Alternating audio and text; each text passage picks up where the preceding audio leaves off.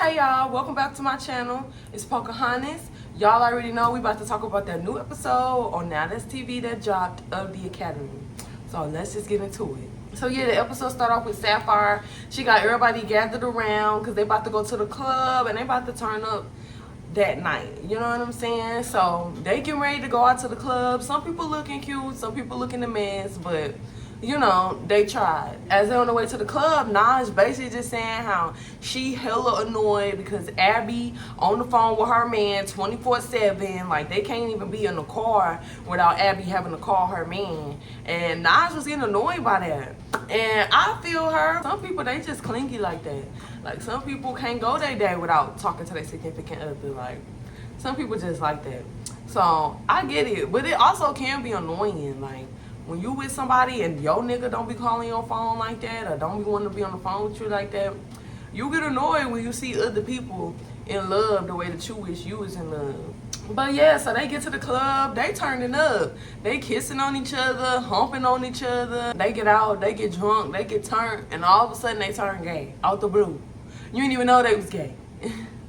At the club just turning up, and then Queen D, she getting carried out. She getting carried out the club with drunk mess, and I'm just like, Queen D, really? We already know Queen D can't hold her liquor because she been a drunk mess in the house all the way up until this time. It ain't a shock that Queen D the one getting carried out. So they get on the bus, they going back to the house, and Heaven just on the bus, drunk, being hella aggressive. Telling Monty how she don't got no problem with Monty and her problem is with Lacey and she fuck with Monty and Monty cool. And it's just like, okay, but chill. Why is you being so fucking aggressive? Like, she just all in Monty's face. I don't got no problem with you, Monty. I don't got no problem. And it's just like, okay, chill. Are you sure? Because you acting like you got a problem. But yeah, Heaven just saying she don't got no problem with Monty. Her problem is with Lacey. So now she calling Lacey out. So now Heaven and Lacey arguing. They in the back of the car arguing. Because Lacey, she don't stick up for herself, of course. So they finally get into the house. They still arguing, going back and forth. They acting like they finna get ready to fight. And Heaven taking upon herself to call Lacey a black bitch. And I don't like that. I ain't like that. Cause Heaven, you black too. So what are you getting at calling her a black bitch? Are you saying that because she dark skinned? Like, I don't like when I hear little colorist remarks like that. Like, black is beautiful. I know I'm not that dark, but I hope that I do have some dark kids, some chocolate kids. I hope I do. Just so I can teach them, like, you beautiful. Your skin is beautiful. I don't like when anybody get called a black bitch. Like, I don't like that. I hate colorist motherfuckers. Like, that shit never cool. But they was just arguing. They went on shit. They ain't even get the fighting. They was just arguing and shit, wasting motherfuckers' time, basically. Because motherfuckers was sitting around waiting, trying to see what they was finna get on. So they show the next day, everybody hung over from being drunk. Heaven extra drunk. She throwing up everywhere, all on the floor, trying to throw up in the bag, missing the bag. And I'm just like, ugh. Like, I could just smell the fucking room from the camera. I just know what the fuck that room smell like. Like, I really hope she clamped up behind herself. Because that shit is nasty as fuck. I hope you ain't leave that Airbnb smelling funky like that with your throw up all in the carpet, all on the floor. It's just, ugh, that shit's so nasty. Seeing shit like that, you can tell how a motherfucker live in their own house. I already know Heaven house nasty and dirty. I could just tell. And so then after that, all of a sudden, they let us know that while the cameras wasn't going and motherfuckers was asleep, Lucky went to go attack Shaba, and Shaba sleep. And now, how the fuck that happened? How the fuck did Lucky get in Shaba room to beat her ass and nobody seen that shit? Nobody seen that shit? Y'all just let Lucky do that shit. That's the ultimate sneak. Like, that's just a whole nother level of sneaking a bitch. They didn't show the fight on camera. They just showed them arguing. So I'm assuming that they didn't get it on camera. Because if they did, y'all know they would have shown us. And so then after that, they let us know that just got some tragic news. She just learned that her father passed that morning at like 3 or 4 in the morning or some shit. She just learned that. So she's really upset and distraught over that. And I feel bad for Jazz. I can't even imagine losing a parent.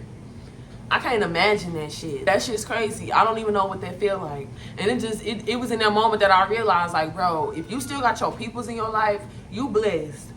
If you still got your mama, if you still got your granny in them, like, you really blessed. Like, you don't know what it feels like to not have the most important motherfuckers in your life. It just really made me realize that. I don't wish that on nobody to lose a parent. That's some shit that a lot of motherfuckers never come back for. I know a couple motherfuckers that done lost their mama and they ain't really been the same since.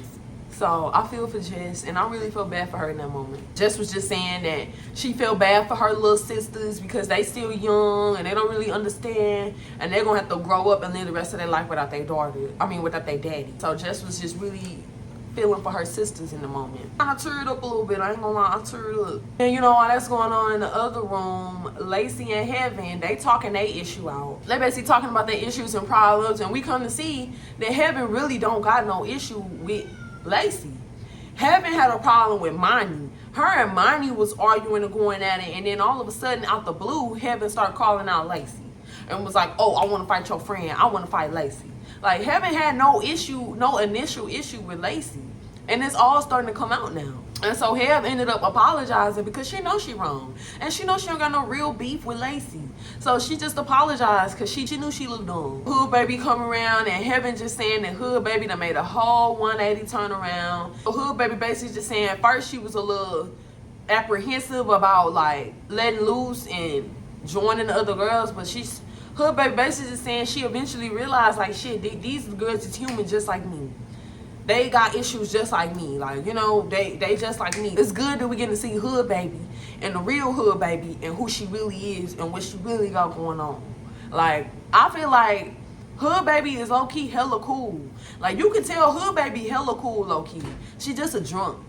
And she be getting drunk and clown now. But Hood Baby cool. Like, you can tell when she's sober and ain't nobody bothering her. Like, she got a nice personality and she hella cool. You could just tell. So then after that, Queen D asked Lacey if she could take a shower in her shower so she can wash her ass. Lucky being nice, and Lucky was like, yeah, you can take a shower in my shower. You know, I'll be nice. And so Queen D taking a shower. Queen D talking shit through the shower. Talking shit to Lucky through the shower. And I'm just all like, Queen D, baby, I love you, but you gotta chill out. Like, damn, give that shit a rest. Like, just enjoy your shower and get the fuck out. Why is you trying to start problems in the shower? And I honestly believe that Queen probably wasn't even trying to start problems. But it was just all like, let it go, girl. This is not your fight. This is between Shaba and Lucky. I know Shaba your friend, so you want to try to speak for her any chance you get. But let it go. Enjoy your shower. Get the fuck on. Like, why is you trying to cause unnecessary drama, Queen? Like, damn, Queen, you can't shut the fuck up for 5 to 10 minutes so you can wash your ass in this girl's shower and then go on about your day. So her and Lucky arguing through the shower. And I'm thinking that Lucky about to just beat Queen ass in the shower. Just finna whoop her ass in the shower. But luckily, E.T. came through because y'all know E.T. and Queen kind of cool.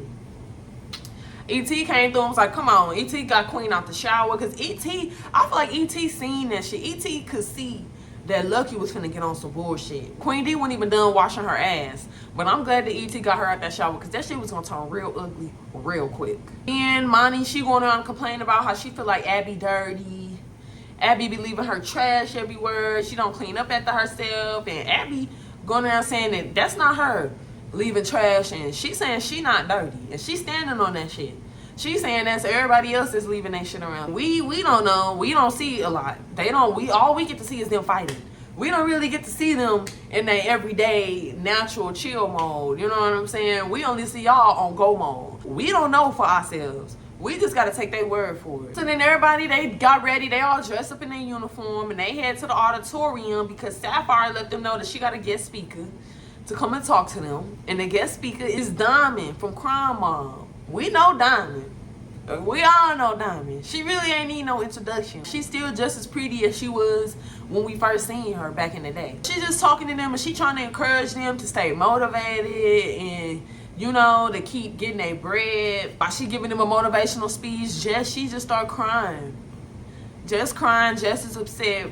And Jess basically just saying, like, she's upset because she lost her daddy earlier, so that's still weighing on her. And so Diamond have her come up there and stand up there with her, and Jess was just basically saying her experience in the house helped her, you know, be a better person, and she really want to win the money. She really want to win the 10K. So Jess go and sit back down, and Diamond was basically just telling them, like, they all got to band together, get their bag together. Basically how they got to be a better example for the younger generation that's watching them and do better. They should put themselves in a more positive light for the next generation that's coming up. And that's good advice and everything. That all sound good and dandy, but this is niggas that we talking about here. Okay, we talking about niggas. All right, and not just any niggas. These bitches have clearly shown they don't give a fuck about the next generation or the generation before them. These bitches is gonna keep doing whatever the fuck they want to do with no consequences. Niggas don't even know where their next meal coming from, let alone are they thinking about the next generation. Okay, we can barely live for ourselves today, and we can give a fuck about tomorrow. And that's not all niggas, you know what I'm saying? But I'm talking about the niggas that vibrating pretty low and don't got a lot going for themselves. That's the type of mind track that they on. They got a one-track mind. I'm telling y'all this. I see it every day on the first hand. So then next they do an adult spelling bee. And I'm just like, man, I really hope this shit ain't embarrassing. These are supposed to be adults. And I already know these hoes can't spell like they supposed to. These hoes don't even crack open books and read. I can't even remember the last time I seen a hoe reading. I already knew the spelling bee was going to be some bullshit. All these hoes do is drink. They some fucking drunks. And now y'all think they finna sit up here and spell some words out. Just embarrassing. Some girls was able to spell the words, some of them wasn't. So they do the spelling bee. They got a math contest. They're doing math. Like, class is really in session, y'all. Class is in session for real. So as they trying to get math going on, that other shit, Lucky walking around plotting. She plotting her next move on Shopper. She asking Lacey, is security around? Is security around? Because I'm finna make my move. So while Lucky trying to be sneaky, Shaba already on point. Shaba already on guard. As I'm watching the scene, you can see Shaba watching Lucky. She watching Lucky. She seen Lucky coming. Lucky tried to sneak up behind Shaba and swing on Shaba, and Shaba caught that shit. Shaba got up and seen that shit. Shout out to Shaba for staying ready. He already knew Lucky was coming for her. Lucky tried to throw a water bottle at Shaba. Shaba got up and ducked and dodged that shit because she already seen it coming. So Shaba got up and they just started swinging. Now they fighting. And Sapphire just saying she is over these two. She over Lucky and Shaba fighting. Like, she's getting tired of this shit. She damn near getting ready to expel somebody, goddamn me. They picking up chairs. They really going at it. Shaba basically just saying she done. She don't want to fight Lucky no more. And she done beefing with Lucky. She done. Lucky not done. Lucky still trying to get her ones off. So Shaba up on stage just saying how she done. She trying to throw her white flag up. And Lucky run up on stage and start swinging on Shaba again. They fighting again. And they cut the scene off right there. So we already know next week we're going to see the rest of the fight. But it's just all like, damn, Lucky is relentless as fuck. Like, she really trying to get this W up on Shaba. Don't get me wrong, it's entertaining to see, but I'm low-key tired of it myself. Y'all done already fought like 10 fucking times already. This like the 12th round. But that was pretty much it for the episode. You know what I'm saying? Make sure y'all like my video. Subscribe to my channel. Show me some love. And I'll see y'all next week.